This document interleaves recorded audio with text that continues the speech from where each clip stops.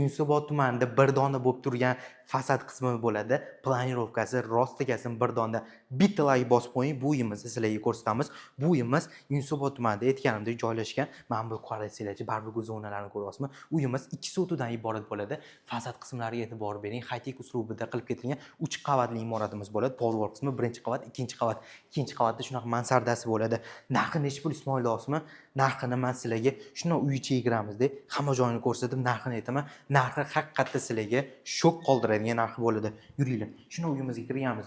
Bizda bu yerda kattagina qo'l kutib oladi, ko'rsanglar. O'ng tomonimiz bizda bu yerda ko'rsanglar oshxona qismi bo'ladi. Oshxona qismlariga e'tibor bering. Shunaqa chiroyli qilib ketishga.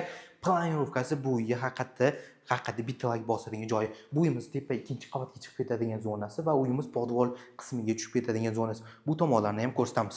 Sizlarga bitta marhamat qiling. Zal qismini ko'ryapsizmi?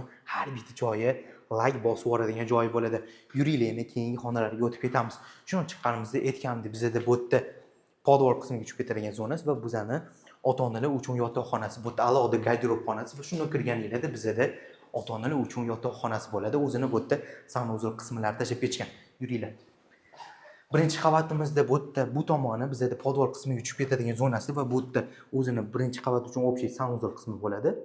Va hozir sizlarga ikkinchi qavatga chiqamizda sayohat qilamiz. Ikkinchi qavatga shuni ko'tarilganimizda bizda o'ng tomonda bizda детский spalnya qilib berilgan. Bu yerda ikkinchi qavat uchun общий sanuzul qismlari ko'ryapsiz va bu tomoni bizani ota-onalar bizlarning o'sha детский spalnyamiz bo'ladi. Ayol farzandli uchun eng zo'r yechimlardan biri. Yuringlar. Hozir yana bitta master spalnyasini ko'rib ketamiz. Mana bu joyiga e'tibor beryapsizmi? Hozir shu joyini ko'rsatib o'tamiz. Videoni o'tkazib olmay, bu bizning master spalnyamiz hisoblanadi. Ota-onalar uchun yotoqxonasi, o'zini bu tomoni o'zlarining sanuzul qismlari qilib ketilgan. Alohida ko'rsanglar, bu sanuzullar, joylashuvlari turibdi.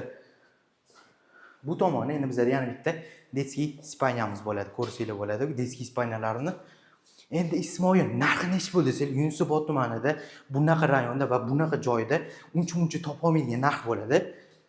295 ming dollar ga qilib berilyapti. Ya'ni ustida startoviy narxi 295 ming dollar startoviy narxi.